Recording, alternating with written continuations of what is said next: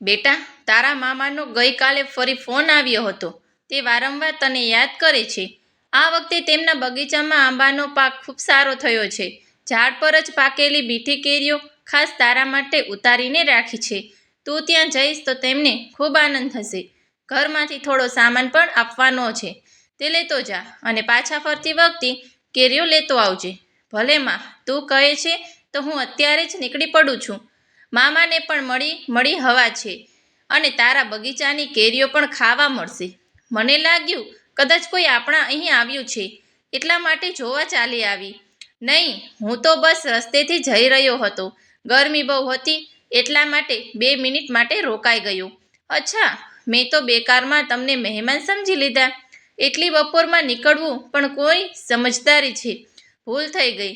સવારે નીકળવાનું હતું પણ મોડું થઈ ગયું. હવે ગરમીએ હાલત ખરાબ કરી દીધી. આગલી વાર આ રસ્તેથી આવો તો વગર રોકાયા મત નીકળી જતા. હવે તો રોકાવું જ પડશે. વેસે મામાના બાગમાં બહુ આંબા છે. પાછા ફરતી વખતે તમારા માટે પણ કંઈક લેતો આવી છે. જીવન ક્યારેક આપણને એવો વળાંક પર લાવીને ઊભી રાખે છે જ્યાં આપણી બધી ગણતરીઓ અને આયોજનો ધૂળમાં મળી જાય છે. આપણે ભવિષ્ય માટે ગમે તેટલી મોટી યોજનાઓ બનાવીએ, પરંતુ કુદરત પાસે પોતાની એક અનોખી ડાયરી હોય છે જેમાં કિસ્મતના પાના પહેલેથી જ લખાયેલા હોય છે.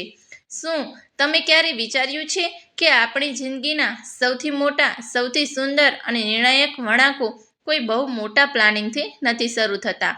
ઘણીવાર તે ખૂબ જ સામાન્ય લાગતી ક્ષણ, એક અણધારી જરૂરિયાત કે કદાચ ગળાની તરસ छिपाવવા માટે લીધેલા પાણીના એક નાનકડા ઘોંટડાથી શરૂ થતા હોય છે. આજે હું તમને જે વાર્તા સંભળાવવા જઈ રહ્યો છું તે મધ્યપ્રદેશના હોશંગાબાદના એક અત્યંત શાંત વિસ્તારમાં રહેતા 28 વર્ષના સમીરની છે. આ એક એવી સફર છે જેણે માત્ર 2 અજાણ્યા જીવોને જ નહીં, પરંતુ 2 સદગૃહસ્થ પરિવારોની આખી દુનિયાની હંમેશ માટે બદલી નાખી. રસ્તા કિનારે એક અજાણ્યા મુસાફરને પાણી પીવડાવ્યું. એ કદાચ આપણી નજરમાં સામાન્ય માનવતાનું કામ હોઈ શકે, પણ નસીબ માટે એ 2 આત્માઓએ પરસ્પર જોડવાનો અદૃશ્ય સેતુ હતો. આ વાર્તા એટલી વાસ્તવિક છે કે તેના દરેક ઉતાર ચઢાવ તમારા દિલને સ્પર્શી જશે અને કદાચ તમારી આંખો પણ ભીની કરી દેશે. જો તમને આવી જ દિલના ઊંડાણ સુધી પહોંચી જતી વાર્તાઓ સાંભળવી ગમતી હોય તો હમણાં જ આપણી આ ચેનલને સબસ્ક્રાઈબ કરી લો. આ વિડીયોને લાઇક કરો અને કમેન્ટ સેક્શનમાં ચોક્કસ જણાવો કે તમે અત્યારે આ વાર્તા કયા શહેરમાંથી સાંભળી રહ્યા છો. ચાલો શરૂ કરીએ આજની આ સુંદર સફર. 14 મે 2026ની એ સવાર હતી. મે મહિનાની કાળઝાળ ગરમી પોતાના પ્રકોપ સાથે હોશંગાબાદ પર વરસી રહી હતી. સૂર્યનારાયણ હજુ તો આકાશમાં થોડા જ ઉપર આવ્યા હતા. ત્યાં જ હવામાં જાણે લૂ ફૂંકાવા લાગી હતી. રસ્તાઓ પર સવારના સમયે જે ચહેલપહેલ જોવા મળતી હતી તે ધીમે ધીમે ઓછી થઈ રહી હતી. ડામરના રસ્તાઓ અત્યારથી જ તપવા લાગ્યા હતા. આ જ વિસ્તારમાં રહેતો 28 વર્ષનો સમીર પોતાના ઘરના આંગણામાં ઊભો હતો. સમીર ઇન્દોરની એક નામાંકિત ખાનગી કંપનીમાં સુપરવાઇઝર તરીકે નોકરી કરતો હતો. તે ખૂબ જ મહેનતુ, શાંત સ્વભાવનો અને પોતાના પરિવારને વળગેલો યુવાન હતો. ઓફિસના સતત કામના ભારણ અને દોડધામ ભરેલી જિંદગીમાંથી તેને માંડ આ વખતે થોડા દિવસોની રજા મળી હતી. તે પોતાના ઘરે આવ્યો હતો અને આજે તેને પોતાના મામાના ગામ જવાનું હતું. સમીરની માતા રસોડામાંથી બહાર આવી. તેના ચહેરા પર એક મીઠું અને પ્રેમાળ સ્મિત હતું. તેમણે સમીરના માથા પર હાથ મૂકીને ખૂબ જ વ્હાલથી કહ્યું, બેટા, તારા મામાનો ગઈકાલે ફરી ફોન આવ્યો હતો. તે વારંવાર તને યાદ કરે છે. આ વખતે તેમના બગીચામાં આંબાનો પાક ખૂબ સારો થયો છે. ઝાડ પર જ પાકેલી મીઠી કેરીઓ ખાસ તારા માટે ઉતારીને રાખી છે. તું ત્યાં જઈશ તો તેમને ખૂબ જ આનંદ થશે. ઘરમાંથી થોડો સામાન પણ આપવાનો, તે લેતો જા અને પાછા ફરતી વખતે કેરીઓ લેતો આવજે. સમીર શરૂઆતમાં આ કાળઝાળ ગરમીમાં મુસાફરી કરવા માટે બહુ ઈચ્છ્યો રહ્યો નહોતો. તેને થતું હતું કે રજાના દિવસો ઘરમાં આરામ કરીએ, વિતાવીએ તો સારું, પણ તે માતૃભક્ત દીકરો હતો. પોતાની માતાની આશાભરી આંખો અને મામાનો પ્રેમ તે નકારી શક્યો નહીં. તેણે હસીને કહ્યું કે ભલે માં, તું કહે છે તો હું અત્યારે જ નીકળી પડું છું. મામાને પણ મળી આવશે. અને તારા બગીચાની કેરીઓ પણ ખાવા મળશે. સમીરે ઘરની પાછળ પાર્ક કરેલી પોતાની મોટરસાયકલ બહાર કાઢી, તેને બરાબર સાફ કરી, એન્જિન ચેક કર્યું અને પેટ્રોલ ટાંકી ફૂલ કરાવી લીધી. માતાએ આપેલા સામાનની થેલી બાઇકની પાછળની સીટ પર મજબૂત દોરીથી બાંધી દીધી. માના ચરણ સ્પર્શ કરીને તે ઘરની બહાર નીકળ્યું. મામાનું ગામ અહીંથી આશરે 70 કિલોમીટર દૂર આવેલું હતું. સમીરને લાગ્યું હતું કે સવારના સમયે નીકળતાથી સફર સહેલાઈથી કપાઈ જશે અને બપોરનો આકરો તડકો શરૂ થાય તે પહેલાં તે મામાના ઘરે પહોંચીને ઠંડી છાશ પીતો હશે. પરંતુ સમય હંમેશા આપણી ધારણા મુજબ નથી ચાલતો. સમીર હોશંગાબાદની સરહદ વટાવીને હાઈવે પર આવ્યો. ત્યાં સુધીમાં તો સવારના 11 વાગી ચૂક્યા હતા. સૂરજ હવે બરાબર માથા પર આવી ગયો હતો અને તેની કિરણો સોયની જેમ શરીરમાં ખૂંચતી હતી. રસ્તાની બંને બાજુ આવેલા ખેતરો સુકાઈને ખાક થઈ ગયા હતા. પક્ષીઓ પણ ક્યાંય હવામાં ઉડતા દેખાતા નહોતા. બધા કોઈ ઘટાદાર ઝાડની ડાળીઓમાં ભરાઈને બેસી ગયા હતા. જેમ જેમ બાઇક આગળ વધતી ગઈ તેમ તેમ હાઈવે પરથી નીકળતી ગરમ વરાળ સમીરના ચહેરાને દઝાડી રહી હતી. હેલ્મેટની અંદર જાણે કોઈના નાનકડી ભઠ્ઠી સળગી રહી હોય તેવો અહેસાસ થતો હતો. કપાળ પરથી પરસેવો વહીને આંખોમાં જતો હતો, જેને કારણે બાઇક ચલાવવામાં પણ તકલીફ પડતી હતી. તેના હાથના પંજા હેન્ડલ પકડી પકડીને અડકાઈ ગયા હતા અને એન્જિનમાંથી નીકળતી ગરમી તેના પગના તળિયા સુધી પહોંચી રહી હતી. સફરના આશરે 40 કિલોમીટર પૂરા થતા રહેશે. સમીરની શારીરિક અને માનસિક હિંમત હવે જવાબ દેતી હતી. તેનું ગળું સાવ સુકાઈ ગયું હતું. બાઇક પર રાખેલી નાની પાણીની બોટલ ક્યારની ખાલી થઈ ચૂકી હતી. તેને લાગ્યું કે જો તે આગામી 5 મિનિટમાં ક્યાંય છાંયડામાં નહીં રોકાય તો તે ચોક્કસ ચક્કર ખાઈને પડી જશે.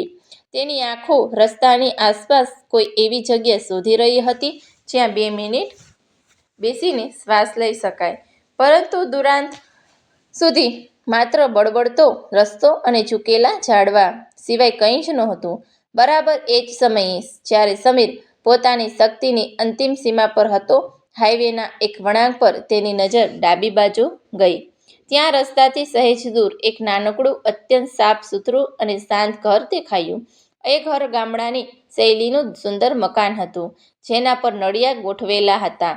પણ તે ઘર કરતાં પણ વધુ આકર્ષક તેની બહાર ઊભેલું એક વિશાળ વડનું ઝાડ હતું. એ વડલો કદાચ સેંકડો વર્ષ જૂનો હશે. તેની વડવાઈઓ જમીન સુધી પહોંચીને બીજા મજબૂત સ્તંભ બની ગઈ હતી.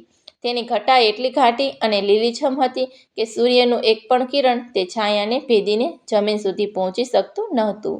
એ લીલોછમ છાંયડો આ બળબડતી બપોરે કોઈ તપતા રણમાં અચાનક અમૃતના ઝરણા સમાન દેખાતો હતો. વડલાની બરાબર એક નીચે જૂનો હેન્ડપંપ લાગેલો હતો અને તેની ચારે બાજુ સિમેન્ટ અને પથ્થરથી એક સુંદર પાકી ચોકી બનાવેલી હતી, જે ખૂબ જ સાફ હતી. સમીરે એક ક્ષણનો પણ વિલંબ કર્યા વગર બાઇકને તે તરફ વાળી દીધી. વડલાની શીતળ છાયામાં બાઇક લાવીને તેણે સ્ટેન્ડ ઉપર ઊભી રાખી. બાઇક પરથી ઉતરતાની સાથે જ તેણે સૌથી પહેલાં પોતાના માથા પરથી એ ભારે હેલ્મેટ ઉતાર્યું. હેલ્મેટ ઉતારતાની સાથે જ ગરમ પવનની જગ્યાએ વડલાની ઠંડી હવાની એક લહેરકી તેના ચહેરા પર સ્પર્શી ગઈ.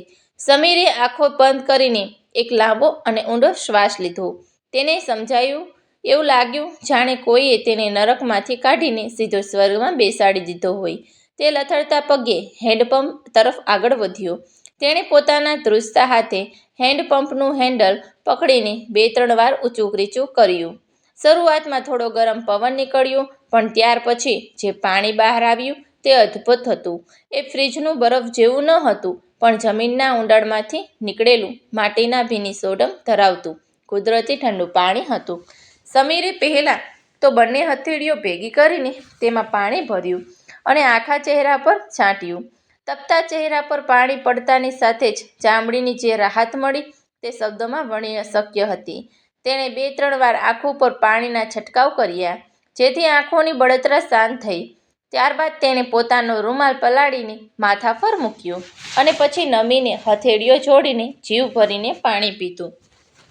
પાણી એટલું મીઠું હતું કે સમીરના આખા શરીરમાં એક નવી ઊર્જા દોડી ગઈ.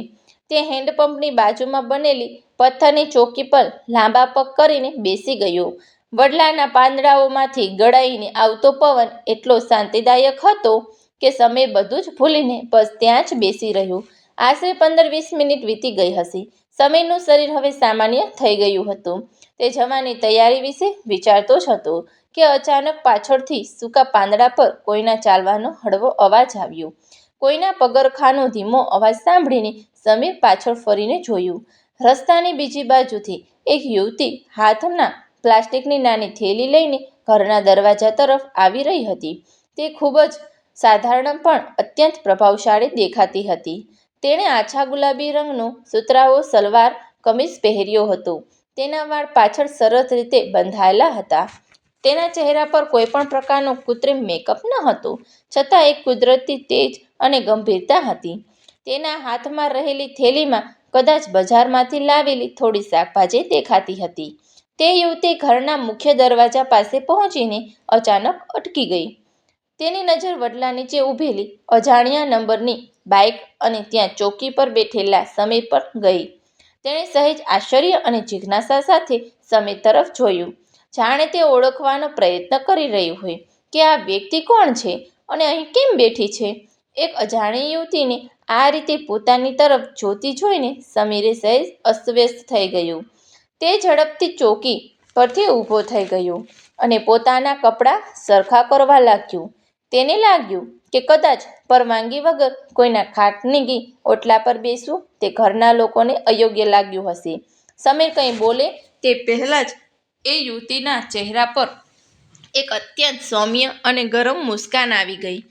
તેમણે ખૂબ જ સભ્યતાથી પોતાના બંને હાથ જોડીને ધીમેથી કહ્યું કે નમસ્તે સમીર, પણ રાહતનો શ્વાસ લીધો અને સામે હાથ જોડીને તેટલા જ આદર સાથે જવાબ આપ્યો કે નમસ્તે.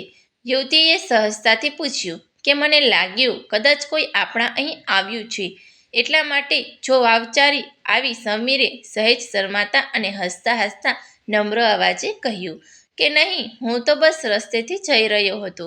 ગરમી બહુ હતી એટલા માટે 2 મિનિટ માટે રોકાઈ ગયું. સમીરની આટલી સચ્ચાઈ અને નમ્રતા જોઈને તે યુવતી હસી પડી. તેની હસીમાં એક અનોખો રણકો હતો જે વાતાવરણને વધુ હળવું બનાવી ગયું. તે બોલી કે અચ્છા, મેં તો બેકારમાં તમને મહેમાન સમજી લીધા. આટલું કહીને એ યુવતી ઘરમાં ગઈ. સમીરને થયું કે હવે પોતે અહીંથી નીકળી જવું જોઈએ. તે બાઇકની ચાવી લેવા ખિસ્સામાં હાથ નાખતો જ હતો ત્યાં જ દરવાજો ફરી ખુલ્યો. એ યુવતી બહાર આવી અને તેના હાથમાં પ્લાસ્ટિકની એક સાફ ખુરશી હતી. તેણે એક ખુરશી વડલાની સૌથી ગાંઠી છાયાવાળી જગ્યા પર મૂકી અને સમીર તરફ જોઈને કહ્યું કે એટલી ધૂપમાં ઊભા મત રહીએ, બેસી જાઓ. સમીરે પહેલાં તો ના પાડી કે તે તેને તકલીફ નથી આપવા માંગતો, પણ તન્વીના સતત આગ્રહને માન આપીને તે બેસી ગયું. થોડી ક્ષણો માટે બંને વચ્ચે એક મીઠી શાંતિ છવાયેલી હતી. સમીર ખુરશી પર બેઠો હતો અને તે યુવતી ઘરના ઓટલા ઉપર બેઠી હતી. વાતાવરણમાં વડલાના પાંદડાઓનો મધુર અવાજ આવી રહ્યો હતો. શાંતિનો ભાગ કરતા સમીરે જ વાતની શરૂઆત કરી કે આ ઘર તમારું છે? હા, મારું જ ઘર છે. મારું નામ તન્વી છે. મારું નામ સમીર છે. હું રસ્તેથી આવ્યો છું અને પોતાના મામાના ગામ જઈ રહ્યો છું. એટલી બપોરમાં નીકળવું પણ કોઈ સમજદારી છે? સમીર તન્વીના આ સહજ અને નિખાલસ થપકા પર હસી પડ્યો. તેણે હસતા હસતા કહ્યું કે ભૂલ થઈ ગઈ. સવારે નીકળવાનું હતું પણ મોડું થઈ ગયું. હવે ગરમીએ હાલત ખરાબ કરી દીધી. તમે શું કામ કરો છો? હું ઇન્દોરની એક પ્રાઇવેટ કંપનીમાં સુપરવાઇઝર તરીકે નોકરી કરું છું. મારો અભ્યાસ પૂરો થઈ ચૂક્યો છે અને હાલમાં હું ઘર પર જ રહું છું. વાતોની વચ્ચે જ તન્વી અચાનક ઊભી થઈને ઘરની અંદર ગઈ.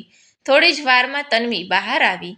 આ વખતે તેના હાથમાં ફ્રીજમાંથી કાઢેલી ઠંડા પાણીની બોટલ અને સાથે બિસ્કિટ હતા. તેણે આ બધું સમીર સામે મૂક્યું. સમીર આ બધું જોઈને સહેજ સંકોચમાં પડી ગયું. તેણે કહ્યું કે અરે, આની શું જરૂર હતી? તન્વીએ ખૂબ જ ગંભીર પણ મીઠા અવાજે જવાબ આપ્યો, જે શબ્દો સમીરના દિલમાં હંમેશ માટે કોતરાઈ ગયા. તેમણે સહેજ હસીને કહ્યું કે આપણા દરવાજે કોઈ તરસ્યું આવે અને આપણે પાણી પણ ન પૂછીએ એવું આપણા ઘરમાં નથી થતું. તેની આ વાત સાંભળીને સમીરના ચહેરા પર સ્મિત આવી ગયું. તેને અહેસાસ થયો કે આજે પણ દુનિયામાં એવા લોકો છે જે કોઈ પણ સ્વાર્થ વગર અજાણ્યા વ્યક્તિને આટલું અપાર પોતાપણું આપી દે છે. વાતો વાતોમાં લગભગ 1 કલાક ક્યારેક વીતી ગયો. બંનેને ખબર જ ના પડી. બપોરના 1 વાગવા લાગ્યા. ધૂપ હવે થોડી વધુ તેજ થઈ ચૂકી હતી, પણ સમીરની થાક જાણે ક્યાંક ત્યાંય ગાયબ થઈ ગઈ હતી. તેને અહેસાસ થયો હતો કે જો તે હવે નહીં નીકળે તો મામાના ગામ પહોંચતા સાંજ પડી જશે. તે ખુરશી પરથી ઊભો થયો અને બાઇક તરફ આગળ વધીને હેલ્મેટ પહેરવા લાગ્યો. તન્વીએ તેને જતા જોઈને હસતા હસતા કહ્યું કે આટલી વાર આ રસ્તેથી આવો તો વગર રોકાયા મત નીકળી જતા. હવે તો રોકાવું જ પડશે. વેસે મામાના બાગમાં બહુ આંબા છે. પાછા ફરતી વખતે તમારા માટે પણ કંઈક લેતો આવીશ. તન્વીએ આને એક સામાન્ય મજાક સમજીને હળવી હસીમાં વાત ટાળી દીધી. પરંતુ સમીરે આ વાત બિલકુલ પોતાના દિલથી કહી હતી. તેણે બાઇક સ્ટાર્ટ કરી, એકવાર પાછળ ફરીને તન્વી તરફ જોયું અને પછી ધીરે ધીરે સડક પર આગળ વધી ગયું. પરંતુ તેનું ધ્યાન વારંવાર પાછળ છૂટી રહેલા એ નાના ઘર અને વડલાની છાયામાં ચાલ્યું જતું હતું. તે ખુદ સમજી શકતો નહોતો કે આખરે થોડીવારની મુલાકાત કોઈ આટલી બધી કેમ યાદ રહેવા લાગે છે. થોડીવાર પછી સમીર પોતાના મામાના ગામ પહોંચી ગયું. મામા અને મામી તેને જોઈને અત્યંત ખુશ થઈ ગયા. ઘરમાં બેસતાની સાથે જ તેને ઠંડુ છાશ મળ્યું અને પછી જમવાની થાળી સામે આવી ગઈ. જમવા દરમિયાન પણ મામા ગામની વાતો કરતા રહ્યા, પણ સમીરનું મન ક્યાંય અલગ જ હતું. રાત થવા સુધી તેણે ઘણીવાર વિચાર્યું કે આખરે તન્વીએ ફરીથી જોવાની ઈચ્છા આટલી બધી મજબૂત કેમ થઈ રહી છે. તેણે ખુદને સમજાવવાની કોશિશ કરી કે આ માત્ર એક સારી મુલાકાત હતી, પરંતુ દિલ માનવા તૈયાર નહોતું. તે જ રાત્રે તેણે નક્કી કરી લીધું કે પાછા ફરતી વખતે તે પોતાનો વાયદો ચોક્કસ નિભાવશે, ભલે સામેવાળી છોકરીએ તેને મજાકમાં જ કેમ સમજી હોય. બીજી સવારે મામા પોતાના બાગમાં લઈ ગયા. ઝાડ પર પાકેલા અને કાચા આંબા લટકી રહ્યા હતા. મામાએ હસતા હસતા કહ્યું કે જેટલું લઈ શકે એટલું ભરી લે, ઘરમાં બધા ખુશ થઈ જશે. થોડી જ વારમાં એક બોરી આંબા તૈયાર થઈ ગયા અને સાથે કેટલાક મોસંબી ફળો પણ રાખી દેવામાં આવ્યા. સમીર બોરી તરફ જોઈ રહ્યો હતો, પણ તેના મનમાં બીજો જ વિચાર ચાલી રહ્યો હતો. જો એ આ બોરીમાંથી આંબા કાઢીને તન્વીને આપશે તો ઘર પહોંચતા જ પર માં પૂછશે, પછી મામા સાથે વાત થશે અને પછી બધી વાત ખુલ્લી થશે. તે પોતાના આ પવિત્ર અહેસાસને હજુ ઘરના લોકો સામે આ રીતે લાવવા માંગતો નહોતો. તેથી તેણે ગામમાંથી નીકળતા જ રસ્તામાં એક ફળવાળાની દુકાન જોઈ. ત્યાં બાઇક રોકી અને અલગથી સારા આંબા ખરીદી લીધા. ફળવાળાએ પૂછ્યું કે ભાઈ સાહેબ, ઘરમાં કોઈ ખાસ મહેમાન આવ્યા છે કે શું? સમીર મનોમન હસ્યો અને બોલ્યું કે હા, સમજી લો, કોઈની સાથે કરેલો વાયદો નિભાવવો છે. તેણે આંબા એક અલગ થેલામાં રાખ્યા, તેને સાવધાનીથી બાઇક પર બાંધ્યા અને પછી એ જ રસ્તે તરફ ચાલી નીકળ્યો જ્યાં ગઈકાલે તેની મુલાકાત થઈ હતી. જેમ જેમ તે ઘરની નજીક પહોંચી રહ્યો હતો, તેની ધડકન તેજ થતી હતી. પહેલી વાર તેને કોઈના દરવાજા પર જવામાં આટલી બધી ચીક મહેસૂસ થઈ રહી હતી. થોડી જ વારમાં એ જ વડલાનું ઝાડ સામે દેખાયું. સમીર બાઇકે છાયામાં ઊભી રાખી. આ વખતે વધારે ધીમા હતા. તેણે ચારે તરફ નજર દોડાવી. સડક બિલકુલ ખાલી હતી. તેણે ઊંડો શ્વાસ લીધો અને દરવાજા સુધી પહોંચીને હળવેથી દસ્તક દીધી. કંઈક જ સેકન્ડ પછી અંદરથી કદમોનો અવાજ આવ્યો. દરવાજો ખુલ્યો અને સામે તન્વી ઊભી હતી. જેવી તેની નજર સમીર પર પડી, તેના ચહેરા પર અનાયાસ જ મુસ્કાન ફેલાઈ ગઈ. તે આશ્ચર્યથી બોલી કે અરે, તમે સાચે આવી ગયા. તેની અવાજમાં ખુશી સાફ ઝળકી રહી હતી. સમીર પણ હસ્યો અને બોલ્યો કે મેં કહ્યું હતું ને કે પાછા ફરતી વખતે રોકાઈશ. તન્વીએ વગર કોઈ ઝીઝકે કહ્યું કે બહાર કેમ ઊભા છો, અંદર આવો ને. સમીર એક પળ માટે હિચકી રહ્યો, પણ પછી તેના કહેવા પર અંદર ચાલ્યો ગયો. ઘરમાં ચારે તરફ એક સાદગી અને સ્વચ્છતા હતી. તન્વીએ એને ખુરશી પરથી બેસાડ્યો અને ઠંડુ પાણી લાવીને સામે રાખ્યું. પછી તે બોલી કે મેં તો વિચાર્યું હતું કે તમે મજાક કરી રહ્યા હતા. સમીરે હસતા હસતા બાઇક પરથી લાવેલો આંબાનો થેલો ઉઠાવ્યો અને તેની તરફ લંબાવતા કહ્યું કે હું મજાક ઓછી કરું છું, આ તમારા માટે છે. તન્વીએ થેલો ખોલ્યો તો તેની આંખો હેરાનીથી મોટી થઈ ગઈ હતી. તે બોલી કે આટલા બધા આંબા, માત્ર મારા માટે?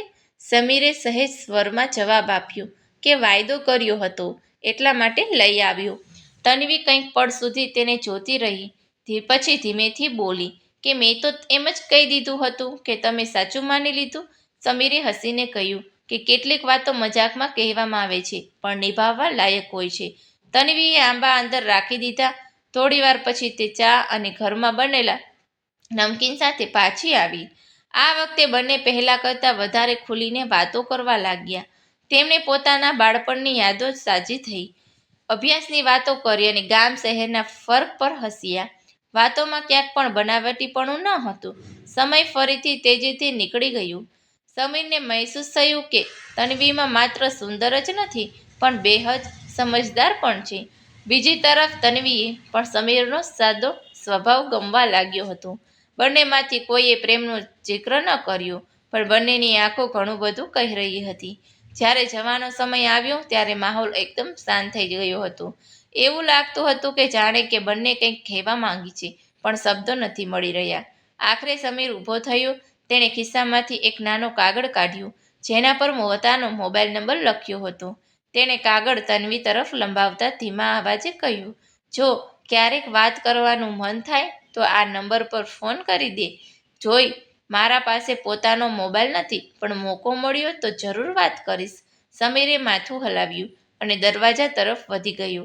બહાર નીકળતી વખતે બંને કંઈક કદમ સાથે ચાલ્યા. વડલાની છાયા સુધી પહોંચીને સમીરે આખરી વાર તેને તરફ જોયું. તન્વીની આંખોમાં એક અણકહી ઉદાસી હતી. તેણે માત્ર એટલું જ કહ્યું કે પોતાનું ધ્યાન રાખજો. સમીરે હસીને જવાબ આપ્યો કે તું પણ. ત્યાર પછી સમીર બાઇક સ્ટાર્ટ કરીને ત્યાંથી નીકળી ગયું. રસ્તા આખામાં તેના ચહેરા પર મુસ્કાન હતી પણ મનમાં એક જ સવાલ ઘૂમી રહ્યો હતો કે શું આ નવો સંબંધ ચૂપચાપ જન્મ લઈ ચૂક્યો છે? ઘર લોટ્યા પછી તે પોતાના કામમાં વ્યસ્ત થઈ ગયો.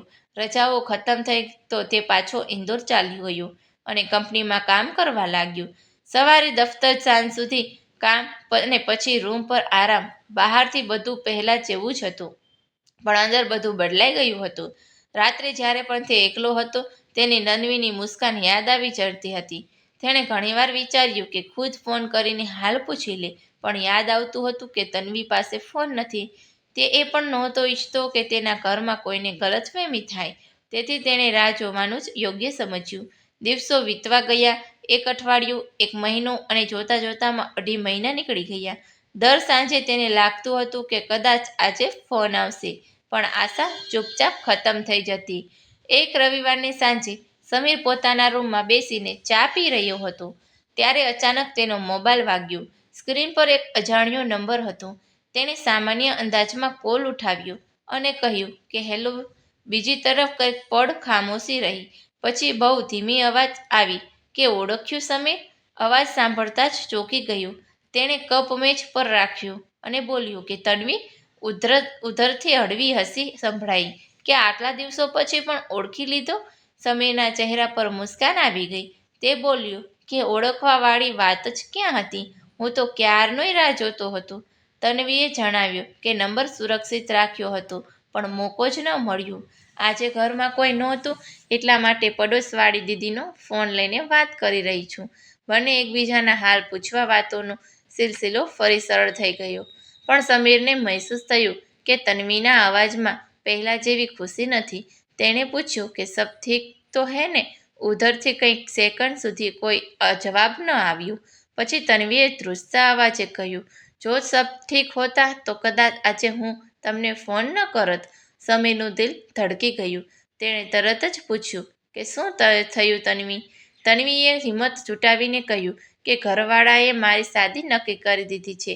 આ સાંભળતા જ સમીર બિલકુલ શાંત થઈ ગયું. તેને લાગ્યું જાણે અંદર બધી જ અવાજો રોકાઈ ગઈ હોય. તેણે ખુદને સાંભળતા પૂછ્યું કે તમારી મરજીથી? તન્વીએ સાફ શબ્દોમાં કહ્યું કે ના, છોકરો ખરાબ નથી પણ હું તેની સાથે શાદી કરવા નથી માંગતી. સમીરે ધીમેથી પૂછ્યું કે પછી? ઉધરથી જવાબ આવ્યો કે કારણ કે હું કોઈ બીજાને પસંદ કરવા લાગી છું. સમય સમજી ચૂક્યો હતો તોય તેણે પૂછ્યું કે કોને? તન્વીનો અવાજ કાપી ગયો. તે બોલી કે તમને. હું તમને પસંદ કરું છું. એ દિવસથી જ્યારે તમે પહેલીવાર અમારા ઘરે સામે રોકાયા હતા. હું બહુ કોશિશ કરતી રહી કે તમને ભૂલી જાઉં, પણ ન ભૂલી શકી. સમીરે આંખો બંધ કરી લીધી. તે બોલ્યો કે સાચું કહું તો હું પણ તને ભૂલી નથી શક્યો. દરરોજ તારી યાદ આવતી હતી. થોડીવાર પછી તન્વીએ પૂછ્યું કે પણ હવે શું થશે? ઘરવાળા રિશ્તો નક્કી કરી ચૂક્યા છે. જો જલ્દી કંઈ નહીં થાય તો મારી શાદી ક્યાંક બીજી જગ્યાએ થઈ જશે. સમીરે બહુ સમજદારીથી કહ્યું કે જો તન્વી, હું કોઈ એવું કદમ નહીં ઉઠાવું જેનાથી તમારા પરિવારની બદનામી થાય. જો આપણી વાત બનશે તો માત્ર પરિવારની રજામંદી થતી બનશે. તન્વીએ પણ આ જ ઈચ્છ્યું. તે બોલી કે હું પણ ઘરથી ભાગીને શાદી કરવા નથી માંગતી. બસ એટલું ઈચ્છું છું કે તમે એકવાર કોશિશ જરૂર કરજો. સમીરે પાકો વાયદો કર્યો કે હું પૂરી કોશિશ કરીશ. જ્યાં સુધી કોઈ રસ્તો નથી નીકળતો, આપણે ધૈર્ય રાખવું પડશે. કોલ કટ થઈ ગયો, પણ સમીરના મનમાં હવે એક મોટી જવાબદારી હતી. તે જ રાતે સમીરે બહુ વિચાર્યું કે સીધા તન્વીના ઘરે જવું ઠીક નથી. તેણે પોતાના મામાને ફોન લગાવ્યો, જેમની વજહથી તે એ રસ્તે ગયો હતો. તેણે મામા રાઘવને ફોન કરીને બધી વાત શરૂઆતથી લઈને આજ સુધીની સાચી જણાવી દીધી. મામા રાઘવ બધી વાત ધ્યાનથી સાંભળતા રહ્યા અને તેમણે વચ્ચે એકવાર પણ તેને ના ટોક્યો. જ્યારે સમીર બધું કહી દીધું તો મામાએ મુસ્કુરાતા કહ્યું કે બેટા, સૌથી સારી વાત એ છે કે તમે બંનેએ કોઈ ગલત રસ્તો ન પસંદ કર્યો. જો ઈરાદો સાફ છે તો પહેલા પરિવાર સાથે વાત કરવી જોઈએ. બાકી જે થશે તે જોયું જશે. મામાએ હિંમત આપી કે 2 દિવસ પછી હું અને તારી મમ્મી એ ગામ જઈશું અને છોકરીના પરિવાર સાથે સામાન્ય રીતે વાત કરીશું. સમીરે રાહતનો શ્વાસ લીધો. 2 દિવસ પછી સવારે મામા રાઘવ અને તેમની પત્ની બાઇકથી તન્વીના ગામ પહોંચ્યા. તેમણે એ જ વડલાનું ઝાડ જોયું, દરવાજો ખોલ્યો અને દીનદયાળ બહાર આવ્યા. રાઘવે મુસ્કરાતા કહ્યું કે અમે એક રિશ્તાની વાત લઈને આવ્યા છીએ. દીનદયાળ તેમને ઘરની અંદર લઈ ગયા. ચા પાણી પછી રાઘવે સમીરની ભણતર, નોકરી અને પરિવાર વિશે સાફ જણાવી દીધું. દીનદયાળે એ ચિંતા જતાવી કે અમે સાધારણ લોકો છીએ, ક્યાંક બાદમાં કોઈ માંગ થઈ તો અમે પૂરી નહીં કરી શકીએ. રાઘવે તરત જ કહ્યું કે ભાઈ, અમે રિશ્તો લેવા આવ્યા છીએ, કોઈ સોદો કરવા નહીં. અમને દહેજ કે કોઈ ચીજની જરૂર નથી. આ સાંભળીને દીનદયાળના મન હલકું થઈ ગયું, પણ તેમણે સંકોચ સાથે કહ્યું કે એક પરેશાની છે. અમે પહેલાં જ દીકરીની શાદીની વાત બીજી જગ્યાએ ચલાવી રાખી છે. રાઘવે સમજ્યા કે જો તમારી દીકરી ખુશ નથી તો એકવાર તેની રાય પણ જરૂર સાંભળી લો. આખરી જિંદગી તેની વિતાવવાની. દીનદયાળે તે જ સમયે તન્વી અને તેની માતાના રૂમમાં બોલાવ્યા. તન્વી જ્યારે રૂમમાં આવી તો તેણે મામા મામીને ઓળખી લીધા. તેની નજરો ઝૂકી ગઈ. સામાન્ય વાતચીત થઈ પછી તેની માતાએ પૂછ્યું કે બેટી, સચ બતાવ, જો તને આ રિશ્તો પસંદ છે તો અત્યારે જ કહી દે. તન્વીએ પહેલીવાર વગર ડરે પોતાના માતા પિતા તરફ જોયું અને ધીમેથી બોલી કે હું સમીરજીને પસંદ કરું છું. જો આપ સૌની મરજી હોય તો હું ઉન્નીની શાદી કરવા માંગુ છું. રૂમમાં કંઈક પળમાં માટે સન્નાટો છવાઈ ગયો. દીનદયાળે પહેલીવાર સમજાયું કે તેમની દીકરી છેલ્લા ઘણા દિવસોથી કેમ ઉદાસ હતી. તેમણે કોઈ જલબાજી ન કરી. પહેલાં પોતાના સગા સંબંધીઓ સાથે વાત કરી અને જ્યાં પહેલાં રિશ્તો નક્કી થવાનો હતો ત્યાં સન્માન સાથે માફી માંગીને વાત ખતમ કરી હતી. તેના પછી બંને પરિવારોની મુલાકાત થઈ. સમીર પણ પોતાના માતા પિતા સાથે ત્યાં પહોંચ્યો. આ વખતે જે ઘરમાં મહેમાન બનીને બેઠો હતો, જ્યાં પહેલી વાર માત્ર ધૂપથી બચવા માટે રોકાયો હતો. બંને પરિવારોએ એકબીજાને સમજ્યા અને રિશ્તો ખુશી નક્કી થઈ ગયો. કંઈક મહિનાઓ પછી શિયાળાની સરસ મજાની ઋતુમાં પૂરા પરિવાર અને સ્નેહજનોની મોજગુદીમાં સમીર અને તન્વીની શાદી બહુ સાદગી પણ અત્યંત ખુશાલ અને પવિત્ર માહોલમાં સંપન્ન થઈ ગઈ. શાદીના દિવસે જ્યારે કન્યા વિદાયનો સમય આવ્યો ત્યારે આખું વાતાવરણ ભાવુક થઈ ગયું હતું. તન્વીની નજર એકવાર ફરી ઘરની બહાર ઊભેલા એ વડલાના ઝાડ પર ગઈ. તેના ચહેરા પર મુસ્કાન આવી ગઈ. સમીર પણ સમજી ગયો કે તે શું વિચારી રહી છે. શાદીના કંઈક મહિનાઓ પછી જ્યારે બંને પહેલીવાર કોઈ કામથી એ જ હાઈવેના રસ્તેથી પસાર થઈ રહ્યા હતા, સમીરે બાઇક થોડીવાર માટે એ જ ઘટાદાર વડલાના ઝાડ નીચે રોકી દીધી. બંને બાઇક પરથી નીચે ઉતર્યા અને વગર કંઈ બોલ્યા બસ એકબીજાની આંખોમાં જોઈને મુસ્કુરાઈ દીધા. સમીર હસતા હસતા તન્વીનો હાથ પકડીને કહ્યું કે જો એ દિવસે મને આટલી ભયંકર પ્યાસ ન લાગી હોત તો કદાચ હું અહીં આ વડલા નીચે ક્યારેય રોકાત જ નહીં. તન્વીએ પણ એટલા જ પ્રેમથી સામે જવાબ આપ્યો કે એને જો હું એ દિવસે માત્ર પાણી આપીને અંદર ચાલી ગઈ હોત તો કદાચ આપણી કહાની પણ અહીં જ ખતમ થઈ ગઈ હોત. પરંતુ આજે બંનેની આંખોમાં એક અનોખો સંતોષ હતો, કારણ કે તેમનો આ પવિત્ર રિશ્તો કોઈ જુવાનીની જાબાજી કે જીદથી નહીં, બલકે એકબીજા પરના વિશ્વાસ, સન્માન અને સૌથી અગત્યનું પરિવારની પૂરી રજામંદીથી બન્યો હતો. આ કહાનીથી આપણને એ જ શીખ મળે છે કે સાચા રિશ્તા ક્યારેય જલ્દબાજી, ખોટા દેખાડા કે જબરદસ્તીથી નથી બનતા, પણ તે સમાન, અતૂટ ભરોસા અને સાચા સમયે લીધેલા સાચા નિર્ણયોથી બને છે. જો તમારા ઈરાદા સાફ હોય તો ગમે તેટલા મુશ્કેલ રસ્તા પર એક દિવસ આસાન થઈ જાય છે. હવે આપ જણાવો, જો આપ સમીરની જગ્યાએ હોત તો શું આટલા મહિનાઓ સુધી રાહ જોત? અને જો આપ તન્વીની જગ્યાએ હોત તો શું પરિવાર સામે પોતાના દિલની વાત કહેવાની હિંમત જટાવી શકત? પોતાની રાય કમેન્ટમાં જરૂર લખજો. તો મિત્રો, વાર્તા પસંદ આવી હોય તો અમારી ગુજરાતી સ્ટોરી ચેનલને લાઈક અને સબસ્ક્રાઈબ જરૂરથી કરી દેજો, જેથી કરીને અમારા વિડીયોની માહિતી તમને મળતી રહે. તો ફરી મળીશું એક નવી વાર્તા સાથે. ત્યાં સુધી આપ સૌને જય શ્રી કૃષ્ણ. રાધે રાધે.